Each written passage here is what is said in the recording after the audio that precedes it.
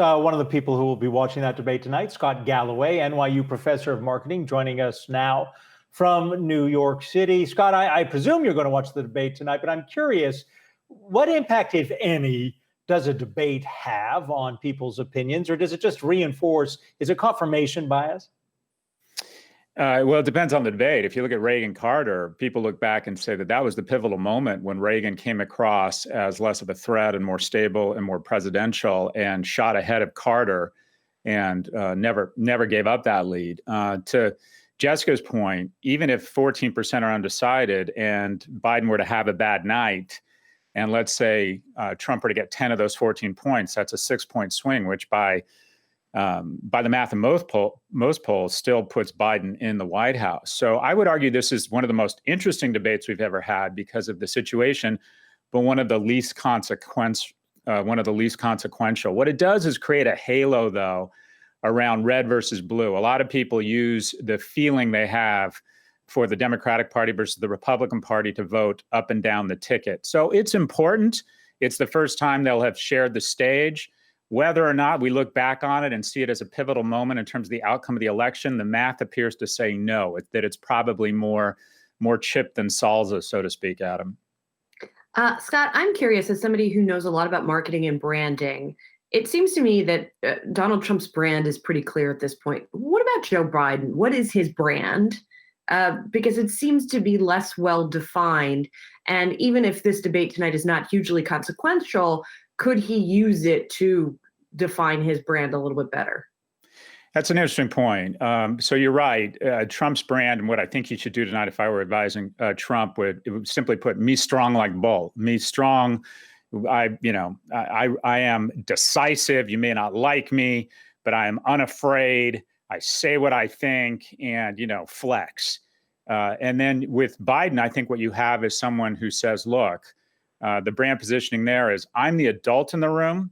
I'm the America where you can stop thinking about the presidency and the controversy, where you can trust that other talented, middle of the road, steady as she goes people are in charge. So he's comfort food, if you will, for a country that feels sick and exhausted. He is the chicken soup to the pandemic, the virus-ridden chaos that I think a lot of people are exhausted by. I think the key theme for Biden tonight is what Democratic presidential candidate Senator Michael Bennet said in one of the debates, and that is, if I win president, you will not have to think about me. I'll make sure that your pre-existing conditions are covered.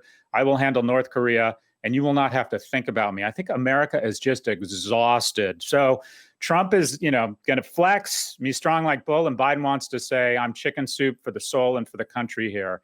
And we'll all, get back to some sense of normalcy. Yeah, but chicken soup without salt, which a lot of the elderly go for, is not especially appetizing. Let me ask you this from a marketing perspective. At this point in the election, let's be real. Who is not undecided? These people on TV who keep saying they're undecided, I want to throw something at the TV. Really? Yeah, it's hard to imagine. These candidates are probably better known at this point and have had more coverage. I mean, Biden, obviously, we got to know over 8 years. Trump, we get to know every 8 minutes within 140 characters. So it's hard to imagine two figures who've run for president that are better known than these two. I was just shocked when Elon Musk said in an interview with my podcast co-host, Kara Swisher, that he was undecided. I thought, how at this point, these two are so different. What we know about each of them is so different. The notion that you're undecided, quite frankly, means that you've been in a coma, in my view. And I think those 14% who say they're undecided, I'm just trying to, do you know anybody that's undecided? Even people who I think claim to be undecided have probably already made up their mind and are just, being recalcitrant lovers and want to be pitched or sold. But we have never had two presidential candidates who have been better known at this point. Yeah, Scott, I think I may agree with you on that. You have to wonder whether somebody who actually claims that they're undecided is in fact undecided. One question here, though, on the issues, it has been interesting to see how Joe Biden, despite what's playing out right now, has consistently lagged on the economic issue. Mm-hmm. Why do you think that's still the case? And what does he need to do in this debate to turn the conversation? Yeah, generally speaking, people see Trump as being very focused on business, lower taxes, People think of him as a businessman. People think of Biden as a career public servant. So people just naturally believe that Donald Trump would be better for the economy. But it's the only place he leads, and he leads by a small margin. If I were Biden, I would steal his thunder. I would go after fiscal policy.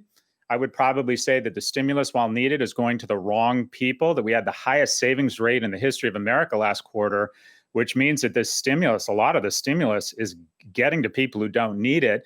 I also think Biden has a real opportunity to, right out of the gate, say we are a nation of peaceful protest, but we're a nation of laws, and come across as the law and order Democrat, because I think that's where Trump will try and go, because I think the Trump campaign is banking that Americans will elect a criminal over enduring criminality. And I think Biden has an opportunity to come out and say, we are going to arrest people who damage property or in any way participate in violence. If I were Biden, I would come out and perhaps aggravate and antagonize some of his base. But at this point, they have no option. I think he needs to pivot hard to the middle and come across as the law and order guy and steal Trump's thunder. And also fiscal responsibility. The Democrats are the party of fiscal responsibility.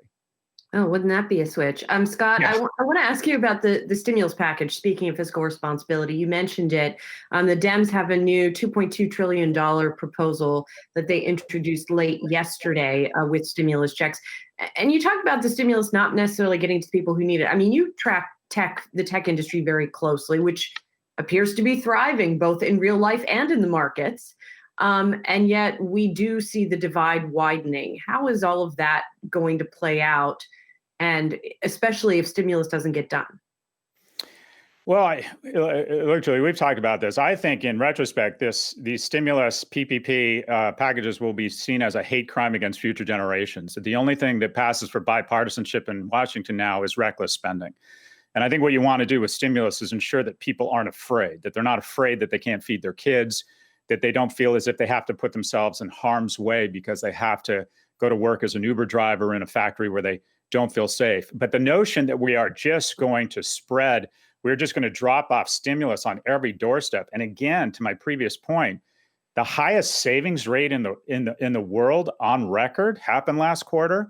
So if you think about it, if you just took the lower medium of income earning households in America, if you took the 52 million I don't want to say poorest, but most economically disadvantaged households, and you have $3 trillion in stimulus, that's $60,000 per household. You can assuage a lot of fears and a lot of food insecurity, but to just drop off money on front of every doorstep, in my opinion, is just reckless. I would argue that all we have done here is flatten the curve for rich people, and we smear Vaseline over this lens or put lipstick on this cancer of reckless spending, because some of it does get to the right people. But I think history will show that the majority of the stimulus did nothing but flatten the curve for people who are already rich and didn't need this stimulus, such that our future generations could pay for a flattening of the curve of wealthy people.